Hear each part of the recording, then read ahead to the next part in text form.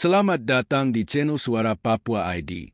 Pada kesempatan kali ini, kami akan membahas dampak penting Perjanjian Roma 30 September 1962 terhadap rakyat asli Papua. Sebuah perjanjian yang dilakukan tanpa melibatkan satupun wakil dari bangsa Papua, namun berdampak langsung pada hak-hak mereka, termasuk penentuan nasib sendiri yang hingga kini masih dipertanyakan.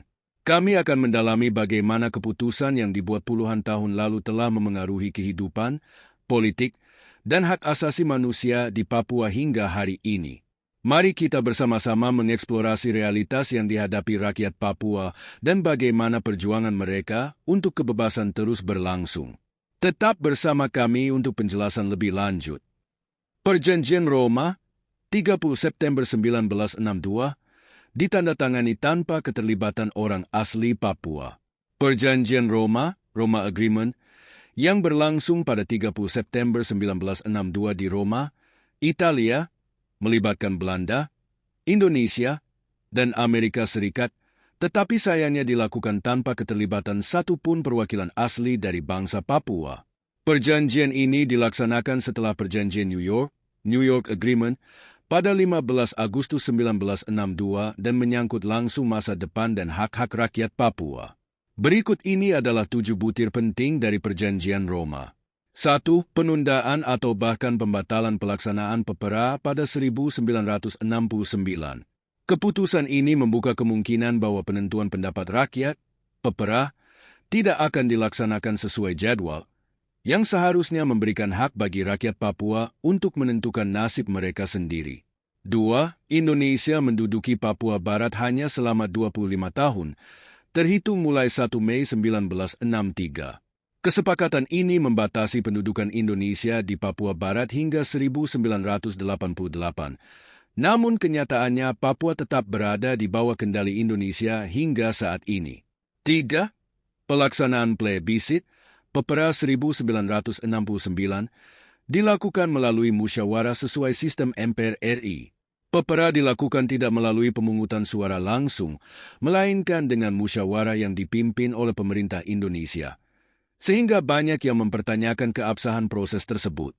4. Laporan akhir pelaksanaan plebisit 1969 diterima oleh Sidang Umum PBB tanpa sanggahan terbuka.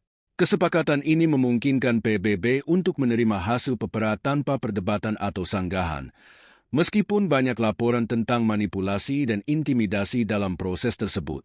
5. Amerika Serikat bertanggung jawab untuk menanamkan modal di sejumlah badan usaha milik negara, BUMN, di bidang eksplorasi sumber daya alam di Papua Barat. Perjanjian ini memberi Amerika Serikat peran besar dalam eksploitasi sumber daya alam Papua, termasuk keterlibatan perusahaan-perusahaan besar seperti Freeport-McMoran. 6. Amerika Serikat mendukung pembangunan Irian Barat selama 25 tahun melalui jaminan kepada Bank Pembangunan Asia sebesar 30 juta $, setara dengan 457,5 miliar rupiah. Pendanaan ini seharusnya digunakan untuk pembangunan ekonomi di Papua, tetapi banyak pihak meragukan manfaat yang dirasakan oleh masyarakat asli Papua. 7. Amerika Serikat menjamin pendanaan program transmigrasi Indonesia ke Irian Barat melalui Bank Dunia. Program transmigrasi membawa ribuan orang dari pulau-pulau lain di Indonesia ke Papua, yang mengubah demografi wilayah tersebut dan menimbulkan ketegangan sosial dan politik. Kedua perjanjian, baik Perjanjian Roma maupun Perjanjian New York, menjadi landasan bagi masa depan Papua yang hingga kini terus dipertanyakan. Ketidakkelibatan orang asli Papua dalam pembahasan perjanjian ini menjadi kritik utama, sebab perjanjian tersebut berdampak langsung pada hak-hak dan keberlangsungan hidup rakyat Papua. Dampak Perjanjian Roma 30 September 1962 terhadap orang asli Papua dalam konteks penentuan nasib sendiri masih terasa hingga saat ini, dengan berbagai konsekuensi yang kompleks. Berikut adalah beberapa dampak signifikan yang orang Papua merasakan. 1. Ketiadaan keterlibatan orang asli Papua. Orang asli Papua tidak dilibatkan dalam perjanjian ini, meskipun keputusan yang diambil secara langsung menyangkut masa depan mereka.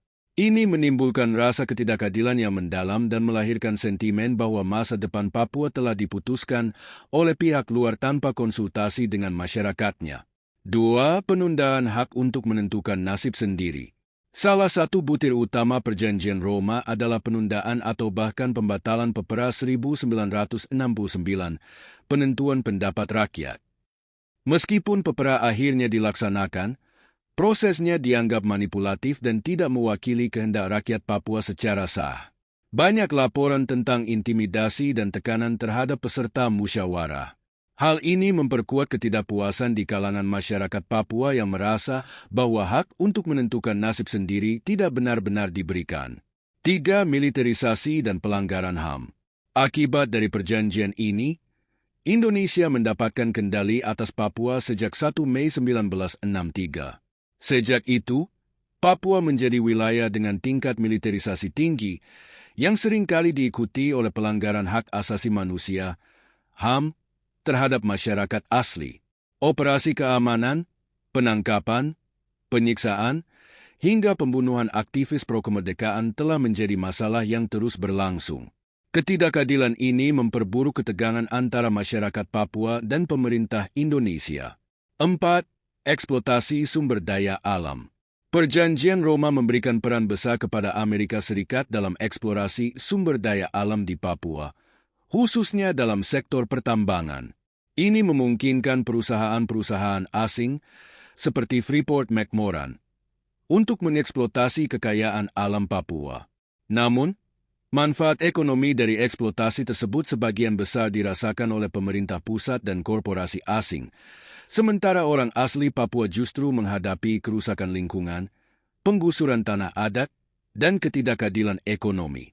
5. Program transmigrasi dan perubahan demografis. Perjanjian ini juga membuka jalan bagi program transmigrasi yang didanai oleh Bank Dunia dengan dukungan Amerika Serikat. Program ini membawa ribuan warga dari luar Papua yang mengubah struktur demografis wilayah tersebut. Orang asli Papua menjadi minoritas di tanah mereka sendiri, menambah ketegangan sosial, ekonomi, dan politik. Hal ini juga memengaruhi dinamika politik lokal, di mana suara masyarakat asli seringkali terpinggirkan dalam proses pengambilan keputusan. 6. Perjuangan untuk kemerdekaan berlanjut.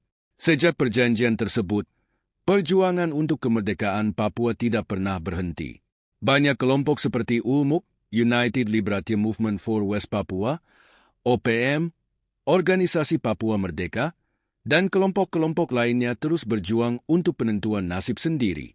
Mereka memperjuangkan hak-hak orang asli Papua dan mencari pengakuan internasional terhadap ketidakadilan yang dihasilkan dari Perjanjian Roma dan perjanjian lainnya yang dianggap merugikan.